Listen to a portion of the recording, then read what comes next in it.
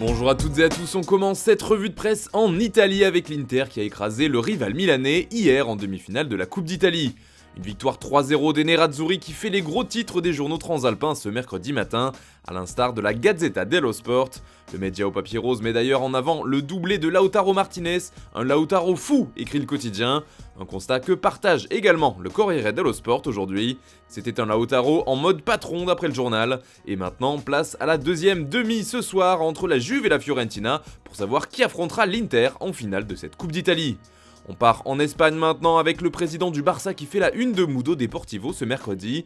Joan Laporta a tenu une longue conférence de presse hier pour s'expliquer notamment sur deux sujets importants concernant le FC Barcelone. Une mise au point d'abord sur l'élimination en Europa League contre Francfort et surtout à propos des 30 000 fans allemands présents au Camp Nou alors que l'UEFA n'autorise que 5 000 supporters adverses. Plus de 27 201 demandes d'achat ont été enregistrées depuis l'Allemagne. Par rapport à la vente de billets réguliers, le système a été débordé. Des mesures seront prises pour que cela ne se reproduise plus. Nous avons détecté un voyagiste qui a commis une pratique illégale et nous allons résilier son contrat, a-t-il avoué, avant d'ajouter « Le club n'est pas coupable de ce qui s'est passé, mais nous sommes responsables ». Par contre, concernant la polémique autour de Gérard Piqué, Joan Laporta a clairement botté en touche. Piqué a déjà donné ses explications et je n'ai plus rien à dire. La conférence de presse du président du Barça fait aussi les gros titres de sport ce matin, une couverture partagée avec le prix de Robert Lewandowski dont on vous parlait dans le JT d'hier. Le journal catalan rapporte l'info venue d'Allemagne concernant le montant réclamé par le Bayern en échange de son attaquant. On parle ici d'environ 40 millions d'euros. Du côté de l'Angleterre, toute la presse ne parle que d'une chose, la déroute de Manchester United à Liverpool, 4-0. Une sacrée déconvenue pour les Red Devils, comme le résume The Guardian, qui parle d'un United qui s'en va le visage rouge, et d'un Ralf Rangnick humilié, comme le coach mancunien l'a lui-même reconnu. The Sun aussi en fait sa une évoquant un United affreux, et surtout sans espoir, selon Gary Neville, l'ancien joueur. Pour The Times, les deux équipes étaient à un niveau différent, tout simplement. Du côté du Manchester Evening News, les mots sont durs. Le pire United que j'ai vu de ma vie, peut-on lire en une du quotidien local. Mais une partie de la presse anglaise comme The Daily Telegraph préfère montrer l'énorme niveau de Liverpool en ce moment et surtout celui de Mohamed Salah qui est allé de son doublé hier. Toujours autrement, cette rencontre a également été marquée par un bel hommage à Cristiano Ronaldo et à sa femme Georgina Rodriguez qui, comme vous le savez, ont récemment connu une tragédie. Ils ont perdu un de leurs jumeaux lors de l'accouchement.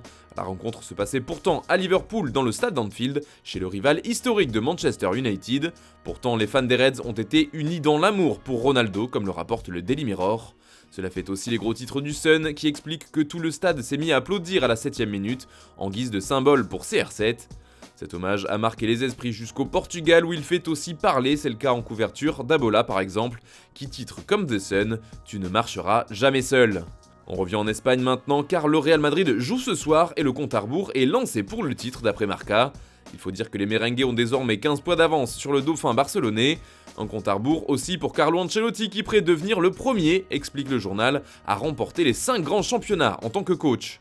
Lui qui a déjà remporté la Serie A, la Première Ligue, la Ligue 1 et la Bundesliga, pourrait donc écrire l'histoire.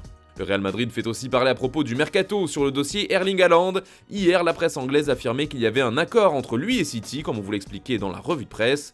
Mais d'après El Chiringuito, les pensionnaires de Bernabéu ne sont pas au courant de cet accord et ne s'en inquiètent pas.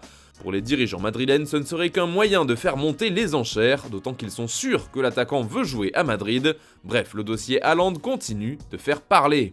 On termine ce tour de la presse en France maintenant avec une grosse soirée de Ligue 1 comme le rapporte l'équipe. Ce mercredi c'est un soir de duel, les yeux dans les yeux, résume le quotidien, avec beaucoup d'enjeux à tous les niveaux du classement. Par exemple, Paris joue le titre à Angers à 21h pendant que Marseille continue de se battre pour le podium face à Nantes. Un peu plus tôt dans la soirée, à 19h, ce sera un nouveau match de la peur pour les Girondins qui reçoivent Saint-Etienne.